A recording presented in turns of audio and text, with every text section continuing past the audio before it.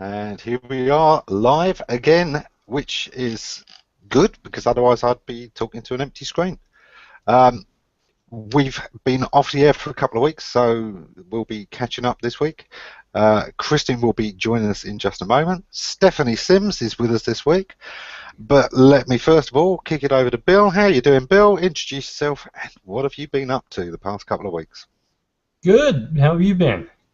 Excellent. Okay, I'll actually answer that question as opposed to bouncing it right back to you.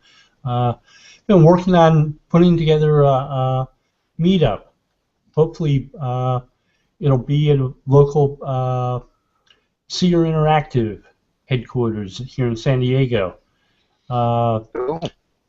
they announced that they're going to have their last ever Search Church event next month, and I was the first speaker there. It was really nice. It's a church that was built in like 1850, and it had been renovated by them to prepare as a headquarters for the place. And it was a beautiful place to speak. Mm, Really was. Most auditoriums you speak at aren't built well for acoustics. Old churches are. yeah. Uh, mm-hmm. It'll be hard beating that as a place to give a presentation. But we're working on trying to give a joint presentation between the meetup group I'm an organizer with and another one that focuses on SEO mostly. Uh, Cool. we want to talk about semantic web type stuff. Uh, and one of the things I found really interesting was a paper that came out from Google where they talked about how they're investigating deep web sources, Yeah. and they're using entities from places like Freebase as queries to drop into those. So you query uh, uh, a site with terms like iPhone, or BlackBerry, or insert other smartphone here, whatever, and you can have it show pages that you otherwise might not be able to reach because uh, the only way you can reach those deep web sources is through queries. It's like the SEC website. You, a search engine just can't crawl it. It needs to like fill out a form. Yeah. So it needs to guess which terms to enter into the SEC. So imagine it grabbing like the NASDAQ list of companies that are on their stocks are being traded there, and using that to insert into the SEC to get all the financial documents. You query those It's a things intelligently. shame. It's a shame in a way, though, isn't it? Because I mean, it used to be great for us SEOs taking those sites that were all hidden behind forms and bringing them out and polishing these up, and making them crawlable and indexable. Um, I kind of feel like they've almost robbed us of part of our joy of the job. That was a joy in being able to surface these things. And yeah, the Mm-hmm. search engines will probably be able to get through it, but hmm, Well, there have been dark web sites in the news recently, places where people buy and sell illegal uh, stuff, drugs, so on. Uh, and most people don't understand that the dark web is not the same as the deep web, no. right? Uh, Hollywood's been going quite mad recently on the dark web. I've seen quite a few TV series, talking about the dark web and these illicit sites that you've got, auctions and all kinds of things going on there. Yeah, but do you know what? They've still got the same kind of thing. People have, customers need to be able to find it. So therefore, these things aren't as secret as you might think sometimes, because if you knew the phone numbers to tell everybody this, you wouldn't need the web in the first place. Yeah, they use these things to scare people. It's like their TV series in the U.S. That deal with their criminal procedural series, Yeah. where they show crimes happening and people getting captured and so on. I lived in Northern Virginia until recently, and there are a couple series that are based in there. One of them's CSI, another one's Criminal Minds, and I was watching Criminal Minds.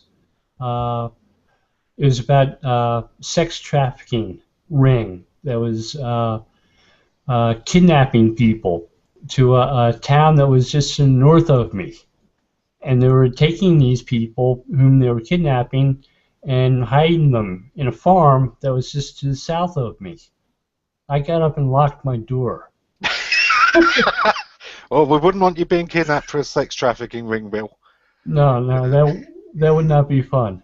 I just sort of felt like I was being targeted. It's like going shopping on the web for furniture and then seeing ads for the same type of piece of furniture that you shopped for everywhere you go. Oh, yeah. You don't feel paranoid. You have a right to be. Yeah, yeah. Good point. Mm-hmm. Hey, Kristin. You're still muted. Stephanie. There's Kristin. Chippy? Am I Chippy? No, you're good. You're good. Okay. And we have Danny joining us for the first time. Hey, Danny. Hey, Hi, everyone. Yeah, I don't know if Bill, and I don't know if you guys saw my gross misuse of the profile page, but I was just going around, inviting people, and at the webmasters forum today, like we didn't get on the panel, and so I was like, anyone who didn't get to get on the panel, you're more than welcome to come join our conversation in the afternoon. So thanks for coming, Danny. I did see that. I heard about this. The link drop in the webmaster chat, yeah. Yeah. Oh no, I didn't drop it. Yeah. No, It said, no. You said avoid. you said follow this link to find the link. I just said to like go to the page. Do you guys think it's frustrating that John Mueller doesn't ask the people to exit once they've asked their question? I mean, it's the same faces every week that hog up the entire thing. No, we taught John to be a good moderator and not to chase people away just because they don't have good questions to ask. Come again? You shouldn't have to be on camera to submit questions. After all, a lot of the questions are fielded before. They ask for questions 2 weeks before the Hangout up to. And in the event thread, they are following along. So I would say that it's not that you don't get your questions. It's lovely to get on camera and be able to say them face to face and to get that face to face reaction, to be able to read expression. Mm-hmm. But I don't think it's essential. Do you know Well, for example, in my case, I've submitted some questions almost 1 week or 2 weeks ahead of time, and they just haven't been voted up. So they don't get answered because some other questions will get voted up, and so somebody might not understand my question, or it's not important to them, or Well, what is your question? whatever reason. And sometimes you want to have like a back and forth. Just asking a question and listening to the answer is not sufficient. Pierre Farr did a hangout, a small business hangout, and he did it really nicely. He as soon as you asked your question, he asked you to leave and let other people come in, and if you wanted to come back again, you get in line, and that's how life works. You stand in line, you do your thing, and if you have to come back and do something again, you go back and stand at the end of the line. You can't just stand at the top of the slide. You have to go down. Yeah, and it's the same faces. I mean, these guys are nice people, and some of them are my friends, but it's the same faces, and some of them are just hanging out, literally. And the blue face is the one that kills me. For people to enter, there's some interesting people that enter from big companies. I can't remember the company names now, but big enterprises, Fortune 1000 or Fortune 2000 companies that come in with really substantial questions that I think would help everybody to get a diversity of questions. I think, you know, there's more sides to this, and I get your point entirely, and you're absolutely spot on there. I would like to see more people ask their question and get out once it was done, but it's not like everyone's going to get in anyway. It doesn't happen, and it used to be even worse than it was, you know. And yeah, I'd like to see sometimes less of the leading faces, but sometimes they do ask the better questions week in, week out consistently, and that kind of makes a difference. I mean, Bill and I, we know John and we know Pierre from years ago because we were all members of Create a Site together, and you know, we think they do a good job and they do it under trying circumstances.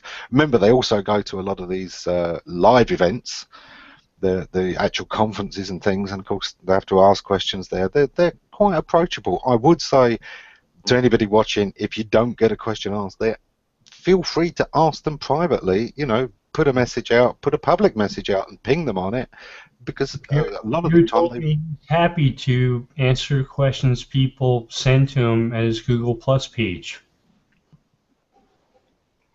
Yeah, he does a really good job at saying that too. I was impressed because I'm always like, I try to avoid like I get it, like I can't get through my notifications. I don't know how John does it. Mm-hmm. Yeah. I mean, I think the original idea of the webmaster chats was, you know, that they were much more general interest and not really deep SEO. They weren't supposed to be SEO conferences, but sometimes they really kind of get that way, and I think they do like to have the mix. Ideally, you know, they want people of all backgrounds to be able to get something from it. It's aimed for webmasters, but it's supposed to be for webmasters of all levels, not just SEOs. Anyone who's got a site should be able to get something of value from it. Stephanie, you are not an SEO, but you do own, you know, your own site. Have you ever watched any of the Webmaster Hangouts? Well, I haven't. I was listening to you. I was listening to you, and I'm like, okay, I'm missing something because I've never been to this show, but it sounds like I need to go. So no, I've never been, but it would be interesting when I heard Danny talking about, you know, the small business questions and things like that. I would love to find out more about it because it's almost, we talk about this a lot, Ammon, but it's almost knowing enough to know what you don't know, right? Mm-hmm. And so it's getting to the point where you realize, okay, I can manage it myself to here, but at this point I got to get an expert and I need to get someone else involved. And so from that perspective, I want to check it out because it would be, people talk to me about stuff that's very simple, I'm sure. Someone was telling me about a 301 something today. Right. Are you familiar with the Google Webmaster Central help forums? No, because I try to stay away from that as much as I can, but apparently I need to get more involved. Well, the show itself is normally at 2-3 a.m. our time, Stephanie. But today it was on at 7, so I was like totally geeking out on that. I was like, yeah, it's at a decent time. I normally am like laying in bed with my Bluetooth just so I can, like, you know, try to catch it in my sleepy haze. You're a brave woman. Awesome. I don't think I could do that. But yeah, I'll have to check it out because it does seem like something that it's good to know, like you said, what you don't know. So, you know, if it's not 100% deep SEO stuff, if it's still useful for small businesses, yeah, I'm interested. Sign me up. Certainly the idea. So, Danny, are you an independent? Do you work for an agency? Are you in a house? In-house for a company, and so I just do the SEO internally. Cool. It's just SEO rather than all the webmastering, or? Oh, webmastering too, yeah. Coding, some programming. Cool. I know a little bit of HTML, CSS, a little bit of JavaScript. What kind of business? You know, is it an e-commerce site? Is it a services? It's an advertising business. All right. Oh, so scripting is pretty important. Yeah. Cool. So what were the kind of questions that, you know, you've been trying to get answered that you just can't seem to get through on? Well, one question I have right now is I use a URL parameter for people to go from the mobile version of my site to force a desktop view on a mobile device. Right. And the way I handle that is people click on a link and it sends, using the get method, it adds a URL parameter, and it starts a session, and that session persists through that user's use of the website, so that he or she is only viewing a desktop site during their mobile experience. What's happened since then is that URL parameter has caused Google to index two versions of those pages. Yeah. One with and one without the URL parameter. Yeah. So I went into Webmaster Tools and I used the parameter feature to be able to tell Google what to do in these cases. And I'm not sure if I'm using it right, because it's been about 1 or 2 months since I've done it, and it's still indexing both pages, even though have you used a rel canonical? I haven't added the rel canonical yet. Well, that's the very first thing to do. Very first thing to do, because you can embed that through script so easily that doesn't include the parameter, and that should fix the problem on its own. So just the rel canonical is a really simple fix in one line of code. Yeah, I've just been really lazy because I would have to add it individually on each page, so I was hoping for this kind of shortcut method.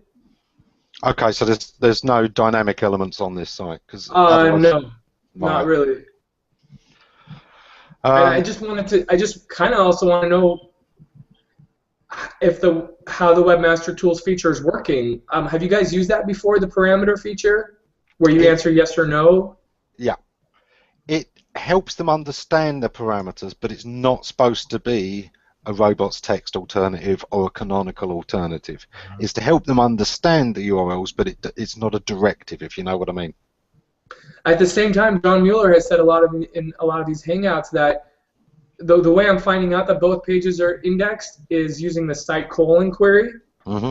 And he said in a lot of these Hangouts that the site colon query is not that it lists every version of the page that they have indexed, even though some of those pages would not appear in a search result. Yeah, exactly. If that makes sense. Yeah, there's some deduping goes on afterwards, and there are things that are in the supplemental index rather than the main index, and it's complicated. There's lots of different things going on there between them knowing a URL exists to be able to return it, and between them being able to, being likely to turn it back in the search. So yeah, there is something there, but the simplest fix for your problem is a canonical URL. The second easiest might be to look at, if I remember rightly, Google's one of the ones that supports wildcards in the robots text. You've got to be very careful and make sure that it's only specified there for Googlebot, but you can use wildcards to strip out parameters. I guess the question boils down to this: if you set the parameters through the URL parameters tool in Webmaster Tools, when you do a site colon query, will those sites that you've asked not to be indexed still show up there in the site colon query? They can.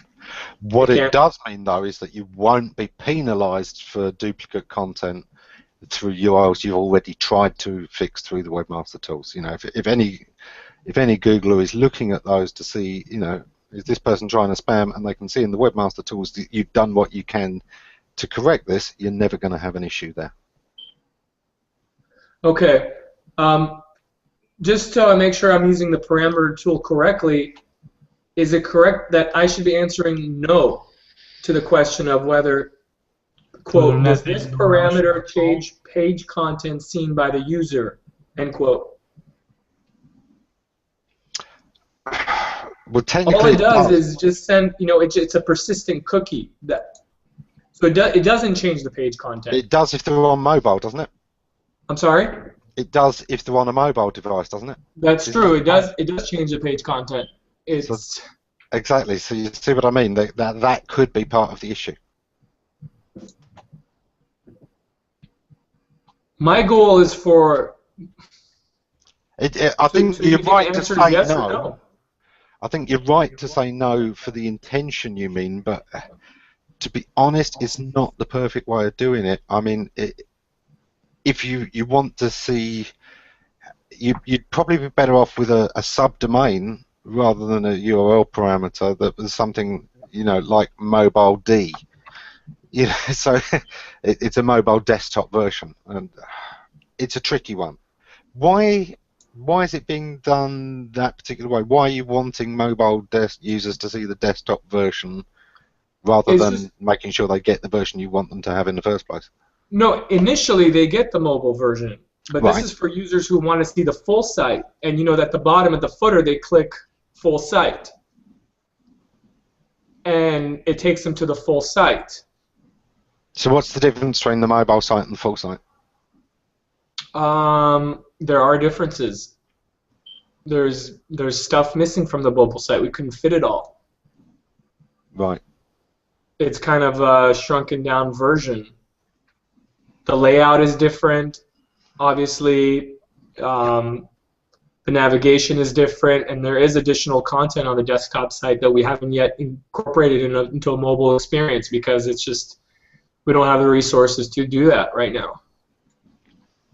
So, I mean, that's kind of what Google's been telling us all along, is to give the users the ability to look at the desktop on their mobile if they want. So it's a persistent cookie that I send through the URL that tells the browser to only show the desktop view even if you're looking at it on a phone. Yeah. I understand the purpose there now. It's tricky. It's one of those ones. This is one of the reasons why Google started saying responsive sites are great, because there's actually a lot of issues with responsive sites, but it fixes a lot of others. And for them, these kind of redirects and duplicate content issues were far more tricky, and a responsive site fixes those. Because it's one URL for all devices, and it is, tailored to that device. But people have been using URL parameters for all kinds of things that don't affect page. If you're collecting information that's passed through the URL, there's websites are collecting that, and that creates a different version of the URL. But not without issues. That is, after all, why they created the canonical. Why they've been consistently over time worried about indexable links. It might be best to also put a no index in the links when it's to a version that you don't want indexed. You mean the no fault parameter? Yeah. So that that is then partly taken care of. Duplicate content has been a big issue, and for Google, duplicate just means two versions of the URL. The canonicalization issue is a huge part of that. They have done a lot to try and correct people on it, and it is one of the trickier issues, unfortunately. Yeah, I mean, when I look at the yes or no, it says no, this doesn't affect page content, and then the yes is yes, it changes, reorders, or narrows page content. My intent, like you said, is to not have it indexed at all. So I don't want it for Google to understand that it changes the page content. I just want it to ignore that URL parameter. Mm-hmm. You don't want it to crawl that URL when that parameter appears within it, right? Which is an option. Well, so which is it? Is it yes or no? Is it changing the page content? If I answer yes, then should be a Google's separate option on there somewhere. Google is going to index it. Have they changed that recently? Before you get to that point where you can say, no, don't crawl that URL if this parameter appears within it. Yep. Come again, Bill? It's a separate parameter. It's a separate part of the Webmaster Tools. If you look in, before you get to that question you're talking about, there's one that says, do you want them to crawl it? And you should say no to that. If this parameter appears in this URL, don't crawl this. Don't crawl the URL. Where is that?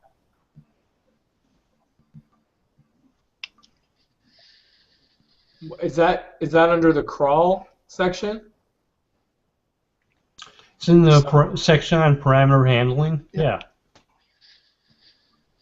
Yeah, I'm there right now. I'm looking at a different.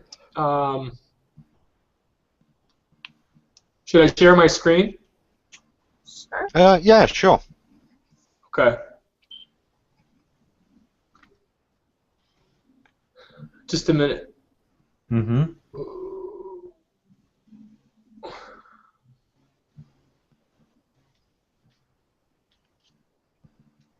You're taking How too do I long at the start? top of the Okay. slide. Just kidding. There we go. Right. Okay. So I'm in this section. And this is the one I'm talking about. This is the parameter. It's the mobile parameter. Okay. Right. And I click on edit, Yep. and it asks me this question.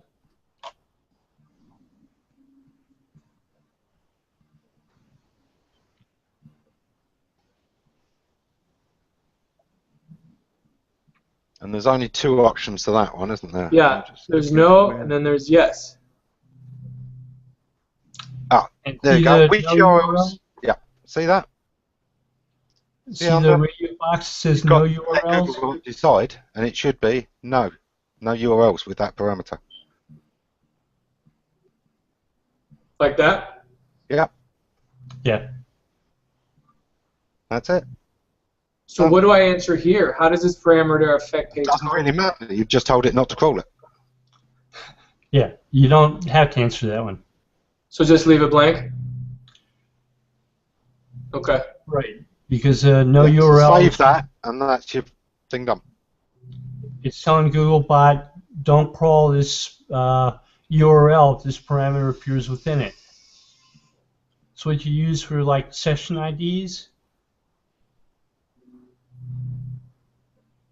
Yeah. Trust us, that's the one. Any Okay. URL with that parameter won't be crawled. Okay. Thank you. Mm-hmm.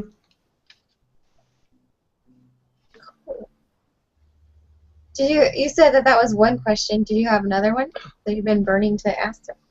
You want to hear more from me? No, go ahead.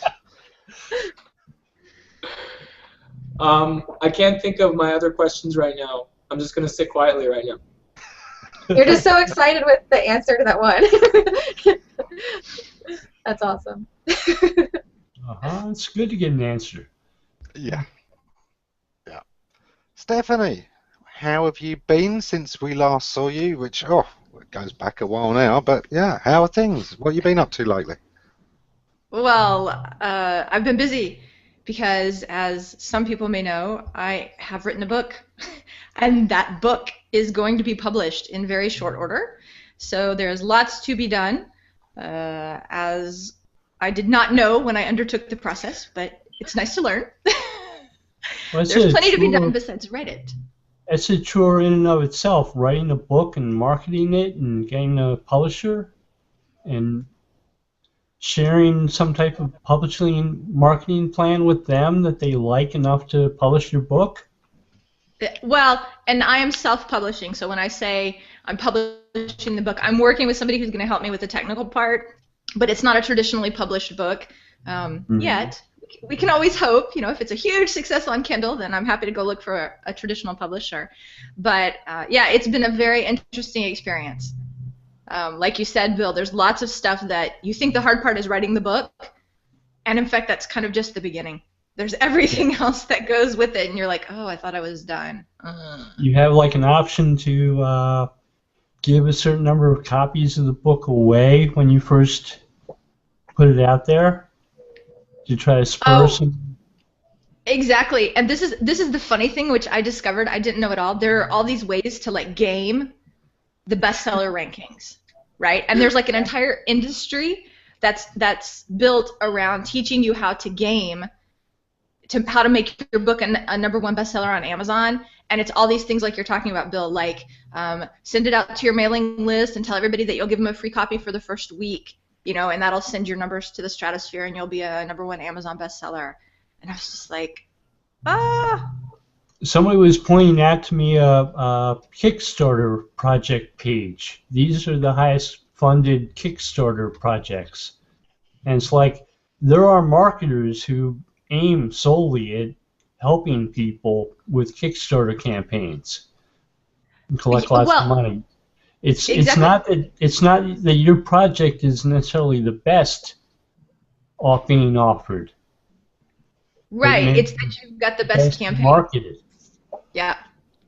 Yeah.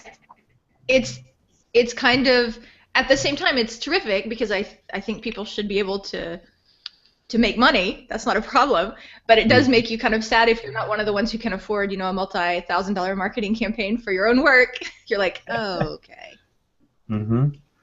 Yeah, but it probably, because this news is coming out and more people are getting to hear of it, hopefully it will start to make people go, do you know what, that list is pointless anyway, and go beyond it, which is kind of the point, and we'll come back to the ones that are actually, it's a list that actually is human created and curated and not just on KPIs that can be fixed.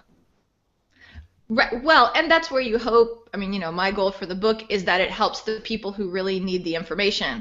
And so you hope that the marketing you're crafting is going to attract the right people and that they'll be a lot less influenced by the fact that you have a bestseller sticker on your forehead and more influenced by the fact that they need the content you're providing.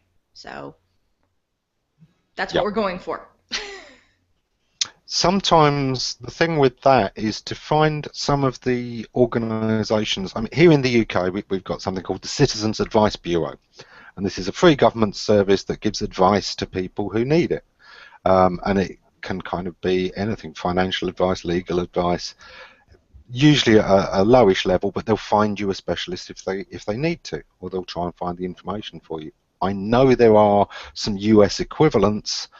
At least on the state level, if not the federal level, finding some of those and giving them a free copy could be a really good, A, make you feel good, but B, if they are recommending it to people as well, that's a serious thing that because they're in contact with a lot of the people who really could do with that kind of advice. Yeah, for example, something that came to mind when you were talking about this SCORE, right? It's a volunteer program, which is an arm of the SBA, and it's just a way for retired executives to give back. So what they do is they mentor people who are coming to the SBA with little or no experience starting a business. So that's a great idea. I hadn't thought of that. Thank you. And link up with a few of the Chamber of Commerce's as well. Of course, John Moore. And the work he does with his local Chamber of Commerce, but I'd say, hit some others, because again, they are dealing with a lot of newer businesses and smaller businesses, and again, if they like that book, they will be recommending it to people who actually need it. Yep. Yeah, it's interesting because there's a ton of discussion, not to get too geeky, but with all of the equity crowdfunding news that's come out, even though it was law in 2012, there's a lot of focus on the Jobs Act, which has a financial literacy component.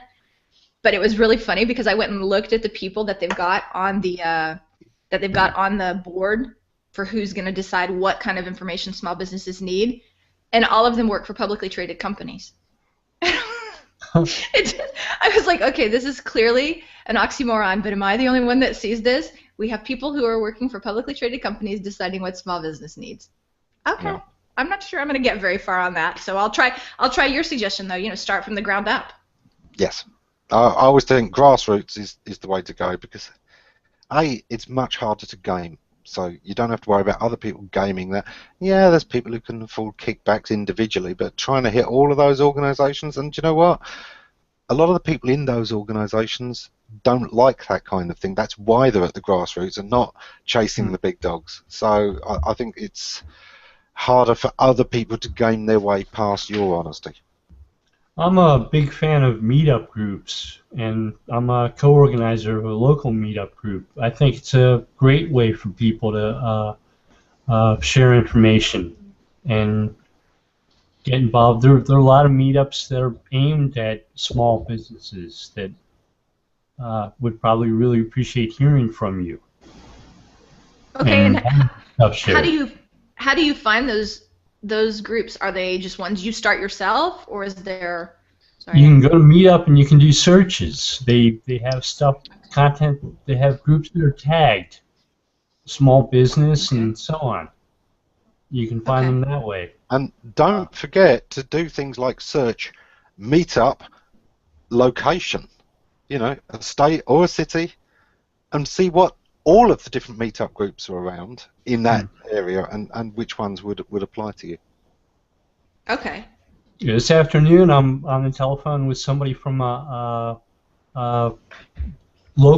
different meetup group locally, and the idea is to have our meetup groups have a joint presentation, co-hosting an event where we share each other's audiences and we co-promote it, so that we both benefit from the possibility of having that meetup. You know, the stuff that we work on is like semantic web stuff, but we want to share that information with people marketing, doing SEO or SEM. So that's who we're talking to this afternoon. Ah, okay. Yeah, that's a good point. Okay. But you know, I really didn't want anything else on my list. This was not the way this was supposed to happen. You were supposed to take things off the list. Well, if you can find some people to become evangelists for what you offer, you can go a long way towards getting stuff off your list. Yeah. By having those people take up some of the weight. And more importantly, because it grows the business that much faster, it gives you money, which is the great equalizer to buy people to take, you know, all of these tasks off of your list. So, yeah, it all works. Yes. Yes, it does. Kristin's feeling safe, all muted again, so it's time to pop her another question, see if she forgets to unmute. Kristin, what have you been up to the last couple of weeks? Okay. You're right, you're going to have to wait for the rest of that answer. Oh, you know, just, you know, it's kind of funny because, you know, I used to be like the HOA hopper girl. I like hardly go to them unless I'm in them. Because I've been doing so much writing, which is a good thing. I mean, sorry to miss all the HOAs, a lot of, you know, fun times and good learning and stuff. But, yeah, it's time to stretch my wings, you know, try to get my feet wet, see if I can swim. Yeah. How are you doing with the writing? How are you evaluating your performance to be able to kind of manage it? Okay, well, it's really easy for at least one of my projects. We have Jason's vetted post category in our little private community, and I just put in, you know, my posts there, and he approves it or not. So far, fun one. I've only been turned down for like one, and it wasn't something that I wrote. It was just an idea that I had. So, yeah, I'm doing pretty good.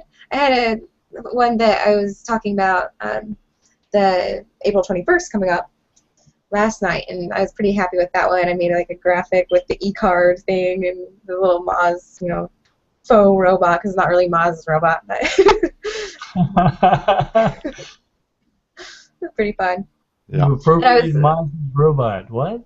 Oh, well, it was, like when you go to the e-card site, they'll have like different drawings, and you can pick through them. They've got like so many, like so. But it just happened to be the one. Like we were in SEO Dojo, and the way that I even got to it was Doc Sheldon and Marge were going back and forth, and I was just like, wow, this sound, because they were like, Doc was saying the 21st, and she was thinking that he was talking about the 21st century, and then, like, you know, it was really about the 21st of April, and so I was like, wow, this is like a Grammarly post, and then I was like, light bulb, and because Grammarly does a lot of e-card stuff, and so I went over there, and it just happened to be the first image that was there. It was the wrong blue, so I changed the blue, but, and then I wrote my little thing in there, and it was off of, like, one of Rand's comments. I don't know if you guys read the post for yesterday on the Moz blog that was talking about the 21st or not, of Cindy Crum. We were all geeking out over her in SEO Dojo because she did a pretty good job. writing the 9 reasons, or yeah. So it was really cool, and Rand's response was really awesome too, because the very first comment was someone saying, "Whoa, I'll have to wait because I have to, wait till I'm on desktop. It's not mobile." And and so that was just funny. And the Rand responded like totally awesome. Like he's doing it on purpose, like so that he can be a case study. Mm-hmm. Well, one of the first things I did was grab my phone and search for my website and see whether or not it said mobile friendly in the snippet, and thankfully it did. Yay! Yep. Uh-huh. That reminds me of the question that I wanted to ask John. So knock on wood, he'll pop in, get done with the math homework. But I'm wondering, like, how do you really define, or how does Google define mobile? And like you said, by the time that the 21st is coming around, how will it be defined? Because right now, tablets are not, they are more the desktop experience. However, there is some indication. Somebody was joking on Twitter and lots of other places. The SEO community has figured out that tablets are not mobile devices. It's one of those tricky ones because it really depends how you're measuring these things, and there are times when tablets count as mobile devices. If you have a tablet that uses a SIM card and mobile data transfer, then a lot of the time it should count as a mobile device, because a lot of the same issues, i.e. how much data is on your page is costing me, is the same issue. So then I turned mine into a desktop because like the little part where you put in the USB cable, it broke. So I have to use a ghost charger. So I made mine into more of a desktop. A lot of people, their tablet really doesn't leave home very much. And particularly, a lot of the people where the tablet is the main screen, they're using it as a laptop. And it pretty much stays at home. It could go out and about, but it doesn't tend too much. And when it does, it's usually going to be on a Wi-Fi connection rather than on a mobile connection. So they kind of don't count those. Interestingly enough, if you've got one of these custom cars where you've got a computer in the boot, and there are cars and vans out there with mobile PCs, those don't get counted as mobile any of the time, although they probably should, and they're a lot more mobile than some of the tablets. So then what about Chromebooks? Again, doesn't count as, it gets counted as a laptop and a PC rather than. But if everything's just in the cloud. A lot of the issues that deal with mobile friendliness have to do with the user interface. Yeah. Like how thick it is, a link that you might click on, whether or not it's if you try to tap it with the finger, it doesn't know which page to visit because there are too many links too close to each other. Yeah. So a lot of it is about the screen real estate when Google's talking about this, and in that case, they treat smartphones differently to everything else. Because even a tablet, you've usually then got enough space to separate out the links. Although some of the tablets, and I'm sure there'll be a few people watching this nodding, those can be tricky as well, particularly when you get to pagination links on some sites where you've only got a 1-digit link, and the distance between those digits is a lot smaller than the distance across your finger. Those can be tricky. They really can. So a quick word to anybody there with pagination in their design, look at that and look at it hard when it comes to tablet, because you could be losing a good few customers there. Just don't find it easy to navigate at all. But a lot of the time when Google talks about mobile, they mean smartphone, unfortunately. And there is the second part. Yeah, screen size is one part of it, but the next biggest issue is data. The amount of data you're asking people to download. This should be streamlined for both mobiles and for tablets, because they both could be using data plans that way. And more, I talked about a Pew Internet study the other day, which says 7% of the US population are smartphone dependent. It's their sole and main device, and they don't have a lot of other alternatives, either because of the broadband coverage where they are or the costs of it, whatever. There's a lot of people. It's surprising how many people were introduced to the web through phones who have never gotten on the web on a desktop computer. I learned Android before I learned how to navigate around my PC. I'm still learning that. Yeah. So, you know, this is 7% of the population. Now, all right, it's not the most affluent 7%. It really isn't. It tends to be the least affluent 7%. Right.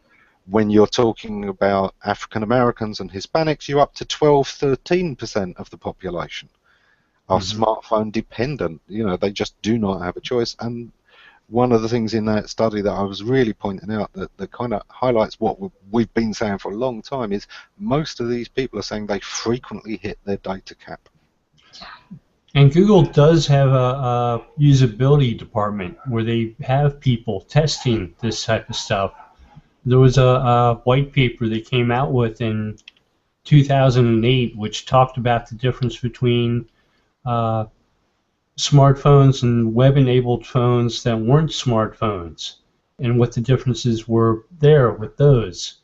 And they said with the smartphones you have a lot longer queries because they're easier to type things into than the not smart web-enabled phones, where sometimes you had there's a point in time where if you wanted to type something into a flip phone where the top flips open, you had to press certain letters a certain number of times. Like you want the number 4, you have to press the letter C 4 times for the number to show up. So the user interface wasn't really friendly the way a desktop computer is with a keyboard.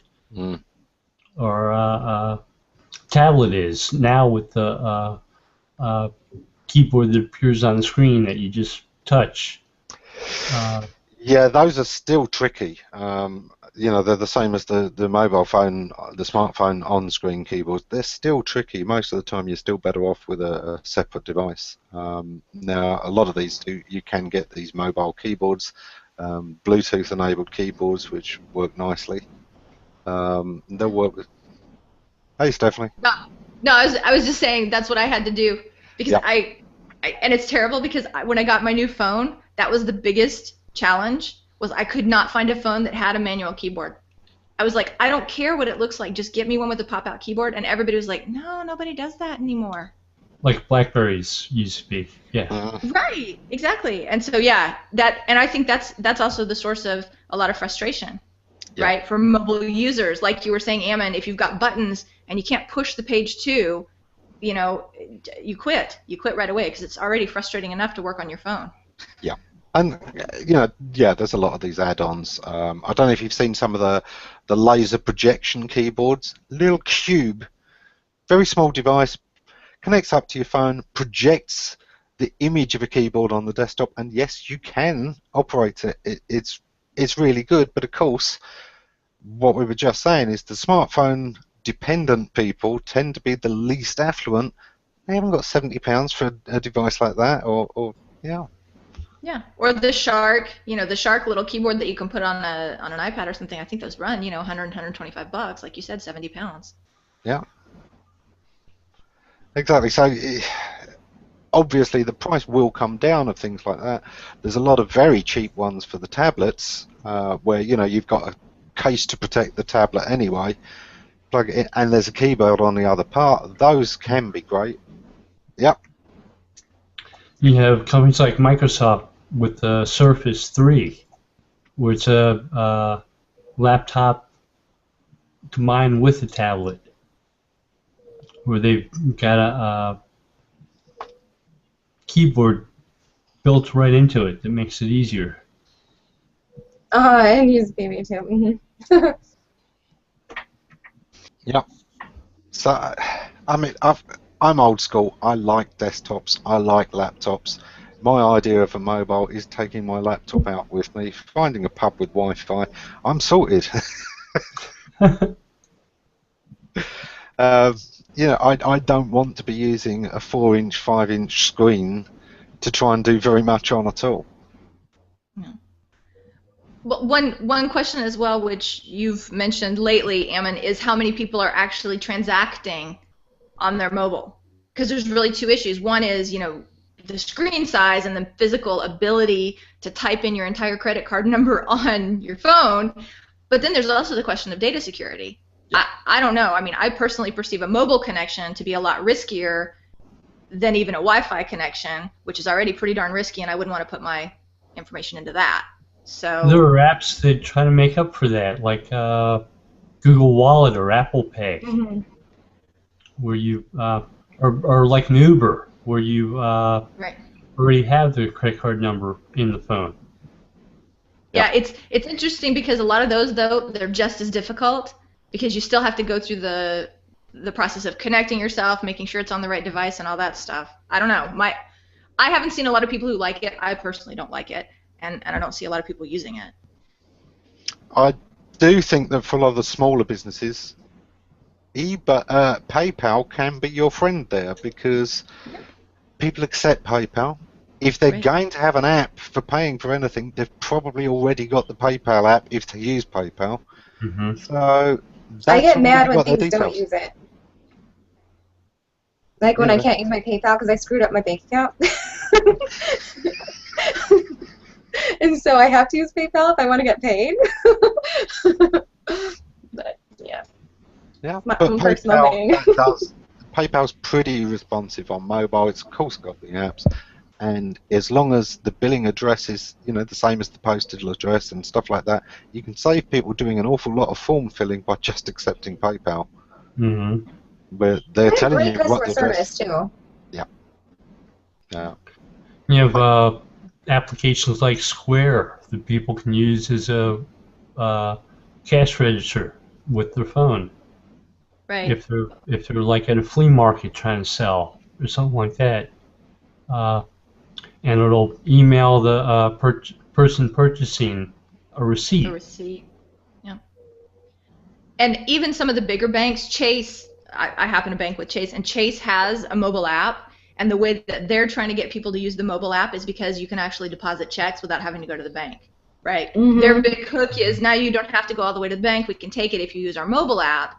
But what they're really working towards is getting people to use that in place of PayPal, right? Which is, oh, okay, I need to pay my babysitter. Well, here, let me send her $20, or, you know, a completely cashless society, even for the small purchases. Yeah. Have you used it yet? I've used it for my mom, and it was pretty smooth. Yeah, for the pay, for the online pay. Yeah, the biggest problem is it's just like, it's kind of like Intuit Payment Network. The person on the other end just has to confirm before you can send them the money. But once you've got someone set up, it's perfect. You type in the amount and you're done. Yeah. It's one of those things that once enough companies are doing it, the banks will start to close ranks and say, okay, we'll all accept each other's, and then it will become a lot simpler. Like ATM cards 20, 30 years ago. It used to cost you $5 to use it at somebody else's bank, and now they're all just like, never mind, forget it. Start paying somewhere else. Yeah. And, you know, it's one of those things, you know, patience will reward us in the end. If nothing disruptive comes along in the meantime, you know, a lot of people are looking at what Apple are up to, of course, with their payment schemes, because if they can turn the phone itself into a credit card, universal payments through the phone, just present your phone and the bill's paid, that's where they really want to go. Was working with a company that was one of their competitors. Google bought their technology. Yep. But I went to a rest stop, and they had this device, this card reader hooked up to all these vending machines. It didn't work. I tried to get a soda, I couldn't. I went from machine to machine to machine, and it just wouldn't read the reader, the card. Yeah, it's like it's not a good sign. No. Yeah, it's interesting though because Starbucks has that technology, right? And it works really well for them. Yeah. So it doesn't seem like it's a technological issue. It's just maybe the resource issues that have been dedicated to that particular app by that particular company. Nobody there at the rest stop to keep an eye on the vending machines and report them when they stop working right. Yeah. They should have given you the hand scanner, right? So you could point it right at the... Yeah, probably. Yeah, always the way. Well, we are almost at time, so let's see what people are up to in the coming week and sign off and go private. So let's start in. Well, let's start with our newest person, Danny. Danny, what are you up to the next week?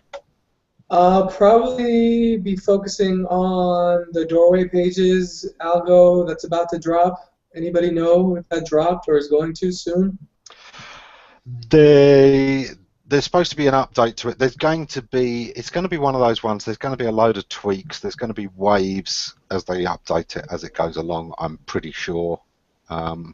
Although they try and get these things as close as possible out of the gate, they always have to tweak them a bit when it comes to in practice. There's always the edge cases and then little tweaks. So it'll be something that'll be keeping us busy for 6 months, I should think. Yeah, just working on that, making sure the pages are kosher in that respect.